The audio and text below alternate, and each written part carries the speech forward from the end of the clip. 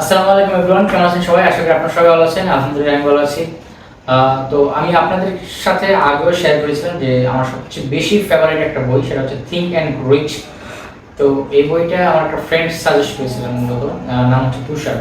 তো ওই ফ্রেন্ড আমাকে যখন সাজেস্ট করেছিলেন তখন কয়েকটা পয়েন্ট বলেছিলেন যে আসলে বইটা পড়ার কয়েকটা উপকারিতা আছে, এগুলো যদি পড়স ভাই খুব ভালো কিছু হবে ইনশাল্লাহ। তো তারও ভালো কিছু হয়েছে। আমি চেষ্টা করেছি, আমি যতটুকু পেরেছি ভালোর দিকে যাওয়ার জন্য। ইনশাল্লাহ বাকিটা আল্লাহ জানে।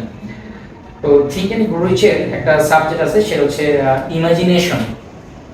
মানে মানুষের যে চিন্তা শক্তি, সেটার যে একটা পাওয়ার, ইমাজিনেশনের যে একটা পাওয়ার আছে, ইমাজিনেশনের যে একটা ভালো রেজাল্ট আছে, সেটা নিয়ে আসলে কোনো কোনো কিছুর সাথে তুলনা হয় না। আসলে আমি কোনো কিছু একটা করতে চাই, যে আমার ফিউচার প্ল্যানিং হচ্ছে যে আমি কোনো একটা ভালো কিছু করবো, যে বড় একটা বিজনেস দাঁড় করাবো, একটা এজ এ বিজনেসম্যান হিসাবে আমি একটু পরিচিত হব।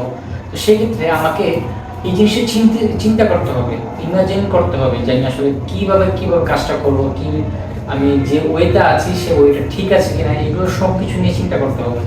আসলে ইমাজিনেশন, দেখেন, যদি আমি কোনো একটা কঠিন ডিসিশন নিতে যাই, সেক্ষেত্রে আমাদের উচিত তার আগে আমাদেরকে সঠিকভাবে ইমাজিনেশন করা উচিত যে আসলে এই কাজটা যদি এভাবে করি তাহলে আমাদের কি হতে পারে, এবং যদি এইভাবে করি তাহলে কি হতে পারে। এইগুলো সবগুলো ভালো মন্দ খারাপ দিক সব কিছু চিন্তা ভাবনা করে দেন আমাদেরকে কোনো একটা ডিসিশনে যেতে হবে। দেন আমরা ভালো কিছু করতেও পারবো এবং ডিসিশনটা খুব এফেক্টিভ হবে।